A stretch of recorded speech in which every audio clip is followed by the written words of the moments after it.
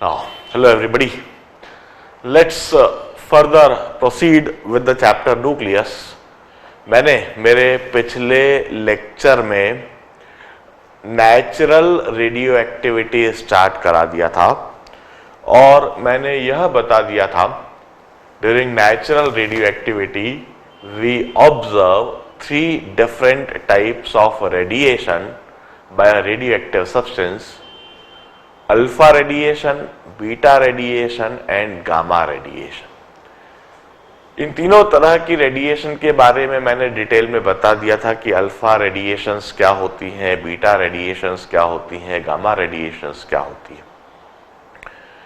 मैं अब इसी नेचुरल रेडियो एक्टिविटी से रिलेटेड आज पहला आर्टिकल कराता हूं and that is group displacement law.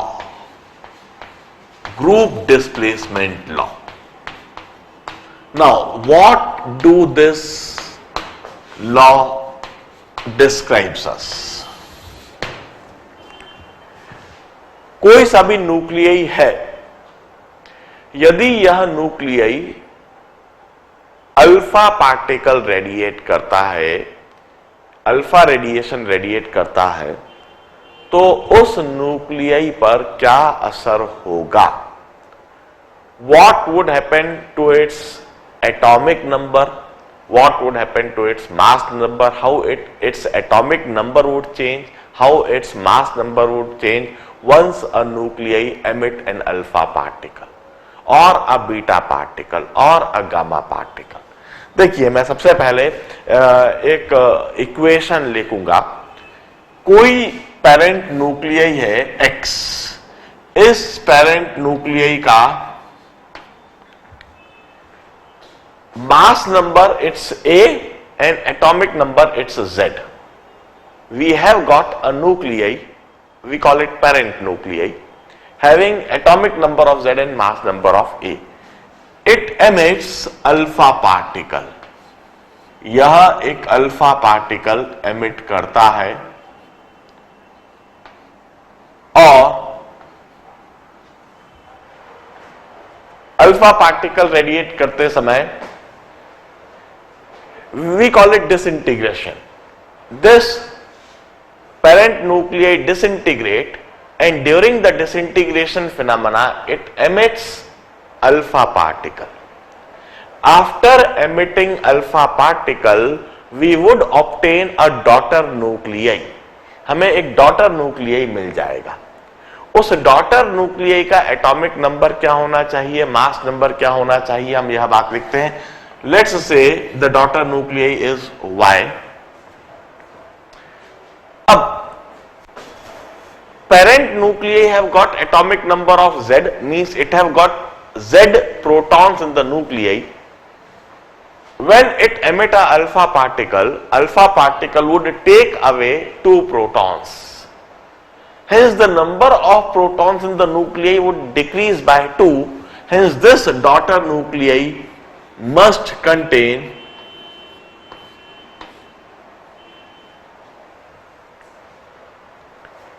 proton equal to Z minus 2. Hence new atomic number of the daughter nuclei would be Z minus 2. And what would be the mass number?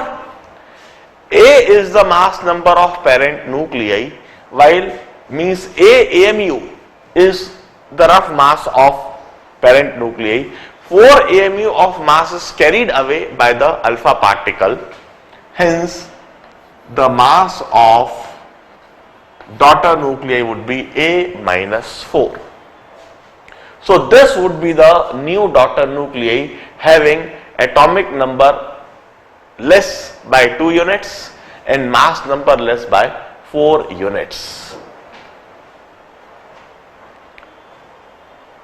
अब मैं यह समझता हूं कि beta particle radiate करने से, एक beta particle radiate करने से, मैं इधर माइनस साइन लगा रहा हूं, मींस इस पेरेंट न्यूक्लियई ने इस अल्फा पार्टिकल को एमिट कर दिया और यह डॉटर न्यूक्लियई बना। अब हम समझते हैं एक बीटा पार्टिकल को रेडिएट करने से न्यूक्लियई पर क्या फर्क आएगा।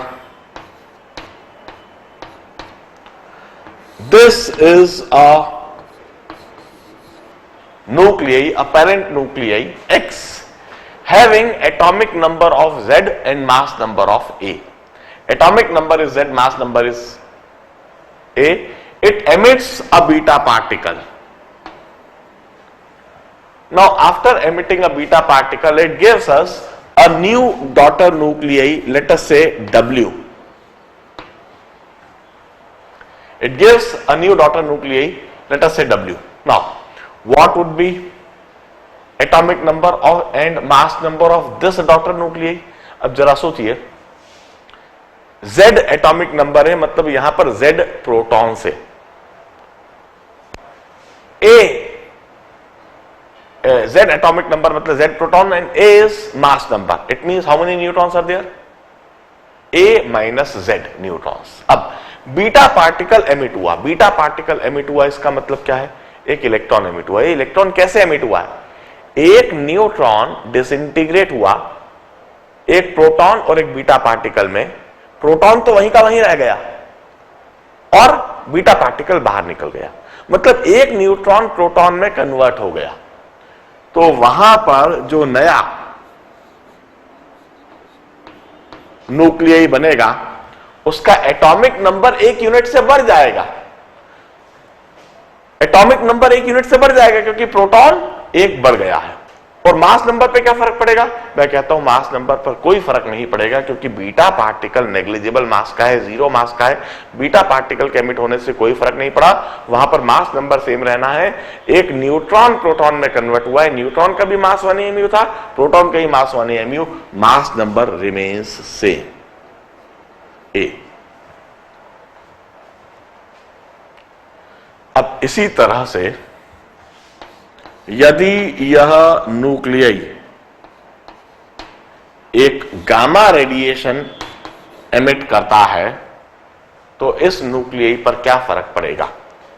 गामा रेडिएशन के पास न तो कोई चार्ज होता है न ही कोई मास होता है। गामा रेडिएशन न तो इस न्यूक्लियई के एटॉमिक नंबर पर कोई फर्क डालेगी और न ही कोई मास नंबर पर फर्क डालेगी।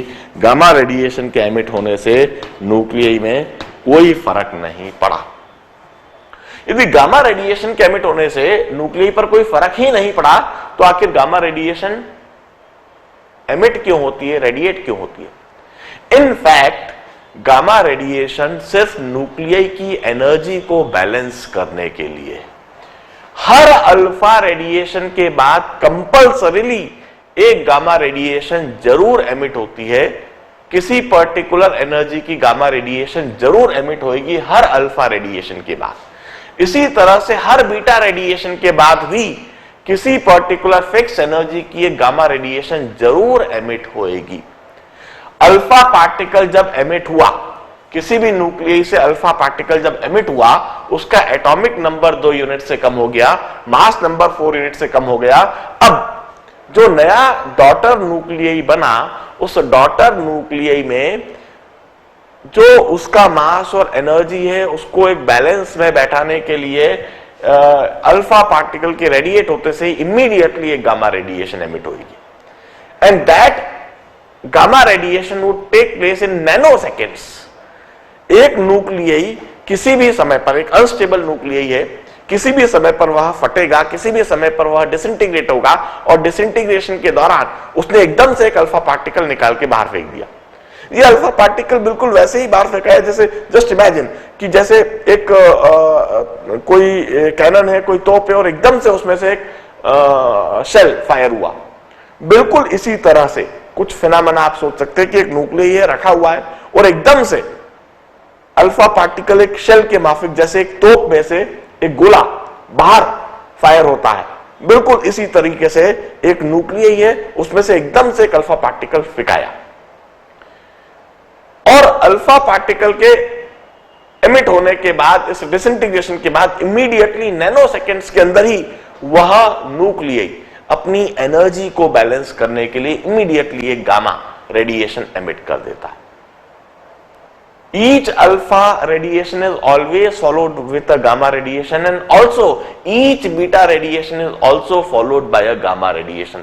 हर अल्फा और बीटा रेडिएशन एक गामा रेडिएशन के द्वारा फॉलो होती है। अब हम एक बात देखें, अल्फा रेडिएशन एमिट होने के बाद जो डॉटर न्यूक्लियाई है वह उसका एटॉमिक नंबर 2 यूनिट से कम हो गया है, और बीटा रेडिएशन एमिट होने के बाद जो डॉटर न्यूक्लियाई है उसका एटॉमिक नंबर 1 यूनिट से बढ़ गया है। अब इसी बेसिस पर मैं ग्रुप डिस्प्लेसमेंट लॉ सजेस्ट करता हूं। ग्रुप डिस्प्लेसमेंट लॉ यह बताएगा कि डॉटर न्यूक्लियाई की पोजीशन पेरेंट न्यूक्लियाई के मुकाबले किस डायरेक्शन में, किस तरफ है पीरियोडिक टेबल में। जैसे यह कुछ पीरियोडिक टेबल कुछ इस तरह से दिखता है। This is the shape of periodic table.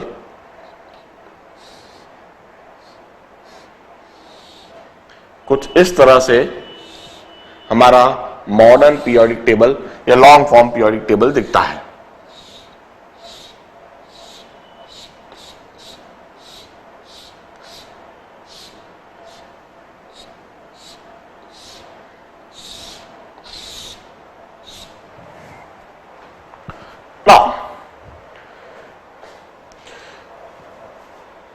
एक अल्फा पार्टिकल एमिट करने के बाद कोई सा भी डॉटर न्यूक्लियाई यदि इस पोजीशन पर है, in this modern periodic table और in long form periodic table, element are arranged in the increasing order of their atomic number.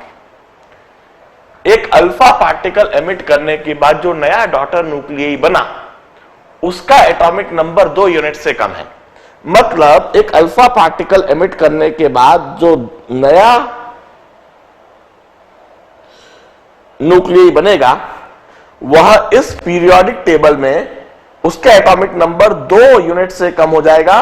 मतलब वह डॉटर न्यूक्लियाई इस पीरियोडिक टेबल में लेफ्ट साइड में 2 स्टेप मूव कर जाएगा, 2 स्टेप लेफ्ट साइड में होगा।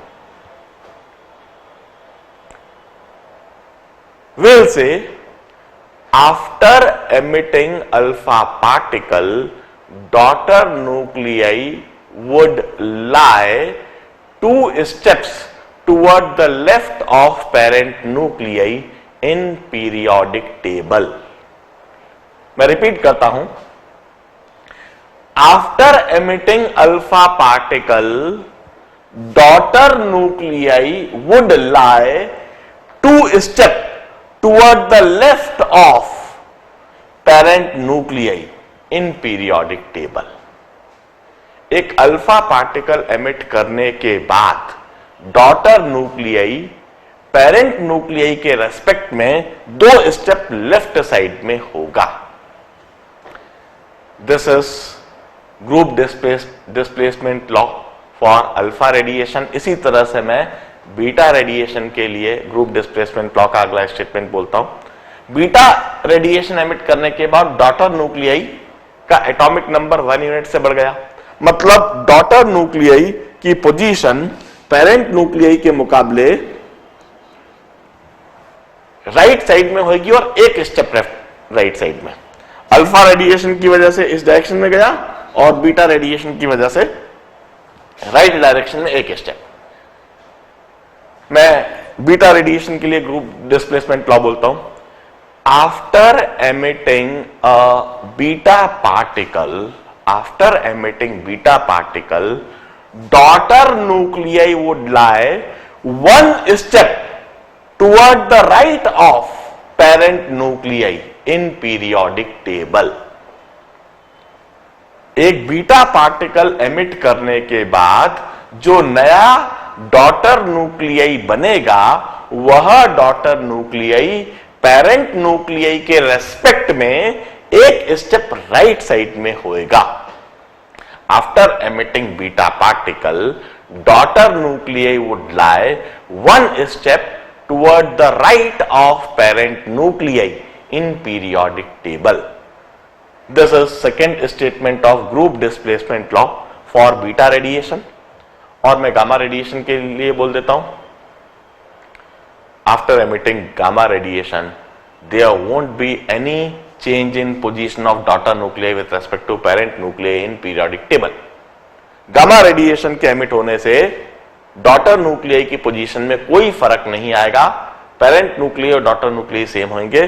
गामा रेडिएशन से सिर्फ न्यूक्लियई की एनर्जी स्टेट में चेंज आता है और less stable, less energetically stable nuclei would get converted into more energetically stable nuclei. This is less stable, this is less stable, and this is more stable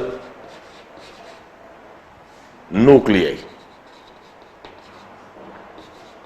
और इधर हम स्टेबिलिटी की जब हम बात कर रहे हैं तो हम इनर्जेटिक स्टेबिलिटी की बात कर रहे हैं।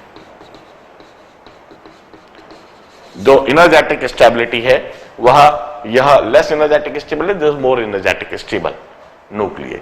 हर अल्फा रेडिएशन के बाद एक गामा रेडिएशन जरूर है, कम से कम एक या दो भी हो सकती हैं, तीन भी हो सकती है। हर बीटा रेडिएशन के बाद कम से कम एक गामा रेडिएशन जरूर एमिट होती है, दो भी हो सकती हैं और तीन भी हो सकती है। This is group displacement law. अब इस ग्रुप डिस्प्लेसमेंट लॉ को देखते समय एक बात और देखिए, during radio activity, during natural radio activity, mass number always change by 4 units, and that also only when alpha particle is radiated. Natural radio activity के दौरान गामा रेडिएशन से तो मास नंबर में कोई फर्क नहीं दिख रहा है, बीटा रेडिएशन से भी मास नंबर में कोई फर्क नहीं दिख रहा है। गामा और बीटा रेडिएशन से मास नंबर में कभी कोई फर्क नहीं आता है, मास नंबर में फर्क आता है तो सिर्फ अल्फा रेडिएशन से, और वो भी हमेशा 4 यूनिट से। I conclude that during natural radioactivity, mass number always change by 4 unit, and that too only when alpha radiation is emitted. Alpha radiation takes place और alpha particle is emitted. Mass number हमेशा 4 unit से ही change होता है। Now, based on this conclusion, we used to say on the earth crust during the natural radioactivity 4 types of radioactive series are there. अर्थ पर 4 अलग अलग तरह की natural radioactive series चल रही है कॉन्स्टेंटली। जब से अर्थ एग्जिस्टेंस में आई है, जब से हमारा नेचर एग्जिस्टेंस में आया है, इस नेचुरल रेडियोएक्टिविटी की वजह से 4 तरह की रेडियोएक्टिव सीरीज अर्थ क्रस्ट पर चल रही है। पहली रेडियोएक्टिव सीरीज है 4n series. Another radioactive series is 4n plus 1 radioactive series. The third is 4n plus 2, and the fourth is 4n plus 3 radioactive series. मैं समझाता हूं। 4 तरह की natural radioactive series earth crust पर चल रही हैं, तब से चल रही हैं जब से अर्थ एग्जिस्टेंस में आई है, आज भी चल रही हैं और आगे भी चलती रहेंगी। हम कहते हैं यूरेनियम 235, मैं इसे समझाने के लिए यह जगह इस स्पेस का इस्तेमाल करूंगा। Uranium 235, uranium 92, 235. Now this is a unstable isotope of uranium. यह यूरेनियम का एक अनस्टेबल न्यूक्लियई है।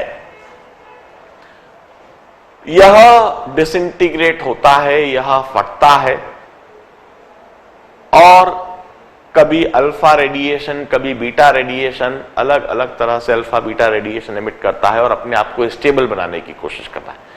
अब इस यूरेनियम 235 में हम इसके मास नंबर को देखें। 235 इज द मास नंबर। इस 235 को हम 4 से डिवाइड करते हैं। 235 व्हेन वी डिवाइडेड बाय 4,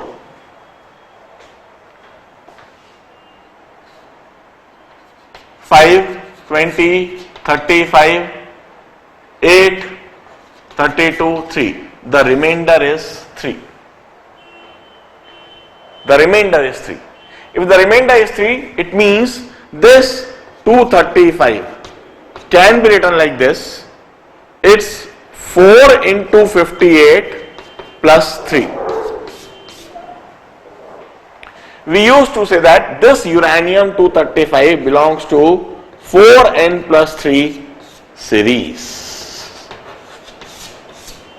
यह जो uranium-235 है, it belongs to 4n plus 3 series. हमने ऐसा क्यों कहा? Because its mass number can be written in this form. 235 को जो हमने 4 से डिवाइड करा, 58 रिमाइंडर 3 4n plus 3 सीरीज का बनता हुआ दिख रहा है.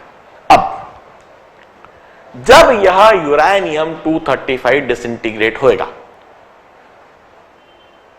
गामा रेडिएशन के एमिट होने से मास नंबर में कोई फर्क नहीं आना है, बीटा रेडिएशन के एमिट होने से मास नंबर में कोई फर्क नहीं आना है. मास नंबर में फर्क आना है हमेशा अल्फा रेडिएशन से, और वो भी 4 यूनिट से. तो चाहे यह अल्फा बीटा गामा किसी भी तरह की रेडिएशन एमिट करे, मास नंबर हमेशा 4 यूनिट से चेंज आएगा. मतलब इस uranium-235 के डिसइंटीग्रेशन से जो भी डॉटर न्यूक्लियस मिलेगा वो हमेशा 4n plus 3 सीरीज में ही बिलोंग करेगा. यह uranium-235 डिसइंटीग्रेट होता जाएगा. कभी यह अल्फा पार्टिकल एमिट करेगा, कभी यह बीटा पार्टिकल एमिट करेगा, कभी यह गामा रेडिएशन एमिट करेगा. अल्फा बीटा गामा तरह तरह की रेडिएशन एमिट करेगा, और यह तब तक alpha beta gamma radiation emit करेगा. हर बार अल्फा या बीटा गामा रेडिएशन एमिट करने के बाद यह धीरे धीरे, ये अभी स्टेबिलिटी बेल्ट के बाहर है, हर बार अल्फा बीटा पार्टिकल्स एमिट करते हुए यह स्टेबिलिटी बेल्ट के करीब आएगा, और स्टेबिलिटी बेल्ट के करीब आते आते किसी भी तरह से स्टेबिलिटी बेल्ट के अंदर पेनिट्रेट करने की कोशिश करेगा, अपने आप को स्टेबलाइज करने की कोशिश करेगा.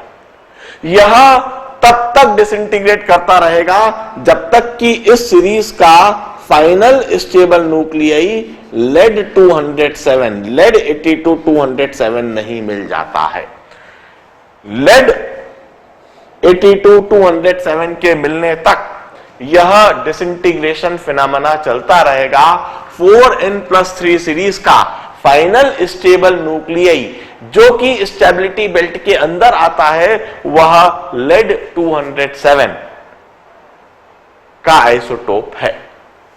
और uranium-235 से लेकर लेड 207 के मिलने तक बीच में ढेर सारे डॉटर न्यूक्लियाई होंगे. यह सारे daughter nuclei 4n plus 3 series में ही बिलोंग करेंगे. अब during this conversion phenomena, uranium-235 से uranium-207 का ये जो मिलना है, during this conversion phenomena, how many alpha, how many beta and how many gamma radiations would take place, हम यह कैलकुलेट कर सकते हैं. जरा देखिए, इनिशियल मास नंबर है 235, इनिशियल मास नंबर है 235, फाइनल मास नंबर है 207. Initial mass number 235, final mass number 207. This change in mass number is 28. 28 is the change in mass number. अब mass number में 28 यूनिट से चेंज आया, इसका मतलब है कि वहां पर पक्का है 7 अल्फा पार्टिकल एमिट हुए होंगे. 7 अल्फा पार्टिकल फिक्स, न 7 से एक भी ज्यादा होएगा, न 7 से एक भी कम होएगा. फिक्स 7 अल्फा पार्टिकल्स एमिट हुए होंगे, और 7 अल्फा पार्टिकल के एमिट हो जाने से मास नंबर में 28 यूनिट से फर्क आया होगा. अब 7 अल्फा पार्टिकल के एमिट हो जाने से एटॉमिक नंबर में क्या फर्क आएगा, जरा देखिए. 92 एटॉमिक नंबर है इनिशियल, इसमें 7 अल्फा पार्टिकल एमिट हो जाने से एटॉमिक नंबर 2 into 7 14 से कम हो जाएगा, और यह हो जाएगा 78. तो 7 अल्फा पार्टिकल के एमिट हो जाने से एटॉमिक नंबर हो जाना चाहिए 78 कम होकर, मगर अभी एटॉमिक नंबर दिख रहा है 82. मतलब कि एटॉमिक नंबर 78 से बढ़कर 82 हुआ है, मतलब एटॉमिक नंबर 4 यूनिट से बड़ा है। यदि एटॉमिक नंबर 4 यूनिट से बड़ा है, इसका मतलब है कि वहां पर 7 अल्फा पार्टिकल के साथ साथ 4 बीटा पार्टिकल एमिट हुए होंगे। 4 बीटा पार्टिकल के एमिट होने से एटॉमिक नंबर 4 यूनिट से बड़ा होगा। इस तरह से इस ट्रांजिशन में यूरेनियम 235 से लेड 207 बनने के दौरान यह नेचुरल रेडियोएक्टिव सीरीज में 7 अल्फा और 4 बीटा पार्टिकल निश्चित एमिट हुए होंगे। अल्फा पार्टिकल 7 से ज्यादा नहीं हो सकते, 7 से कम नहीं हो सकते, बीटा पार्टिकल 4 से ज्यादा नहीं हो सकते और 4 से कम नहीं हो सकते। और कितनी गामा रेडिएशन? हम कहते हैं हर अल्फा रेडिएशन के बाद में कम से कम एक गामा रेडिएशन एमिट हुई होगी। हर बीटा पार्टिकल के एमिट होने के बाद कम से कम एक गामा रेडिएशन एमिट हुई होगी। मतलब 7 और 4 11, कम से कम मिनिमम 11 गामा रेडिएशन। इस ट्रांजिशन में 7 alpha radiation, 7 alpha particle, 4 beta particle और मिनिमम 11 गामा रेडिएशन। ध्यान रहे, गामा रेडिएशन के लिए मिनिमम इसलिए कह रहे हैं क्योंकि हर अल्फा रेडिएशन के बाद कम से कम एक गामा रेडिएशन होती है, 2 भी हो सकती है, 3 भी हो सकती है। तो मिनिमम 11 गामा रेडिएशन तो वहां होना ही चाहिए। हम कहते हैं इस तरह से नेचुरल रेडियो एक्टिविटी में यूरेनियम 235 फाइनली लेड 207 में कन्वर्ट हो रहा है। और इस ट्रांजिशन में 7 + 4 11 डिसइंटीग्रेशन फिनोमेना हो रहे हैं। मैं 11 बार एरो लगा देता हूं। 1 2 3 4 5 6 7 8 9 10 11। मैंने 11 एरो लगाए। 11 एरो किस लिए लगाए? 7 एरो लगाए मैंने 7 अल्फा पार्टिकल के लिए, 4 एरो लगाए मैंने 4 बीटा पार्टिकल के लिए। अब ऑर्डर मैं नहीं जानता और मुझे जानने की भी आवश्यकता नहीं है। हो सकता है पहले अल्फा, फिर बीटा, फिर अल्फा, फिर अल्फा, फिर बीटा, फिर अल्फा, फिर बीटा, फिर अल्फा, अल्फा, अल्फा, फिर बीटा, इस तरह से किसी भी ऑर्डर में, एक फिक्स ऑर्डर है, उस ऑर्डर में डिसइंटीग्रेशन फिनोमेना चल रहा है। मगर इतनी बात जरूर जानता हूं कि नेचर में जितना भी यूरेनियम 235 है उसे अल्टीमेटली लेड 207 में कन्वर्ट होना है। और इस कन्वर्जन फिनोमेना में करोड़ों अरबों साल लगते हैं। यह फिनोमेना तब से हो रहा है जब से हमारी अर्थ एग्जिस्टेंस में आई है, और अभी भी चल रहा है और आगे भी चलता रहेगा। This is the first radioactive series that is there on the earth. मैं आगे से कंटिन्यू करता हूं। Just hold on for a minute.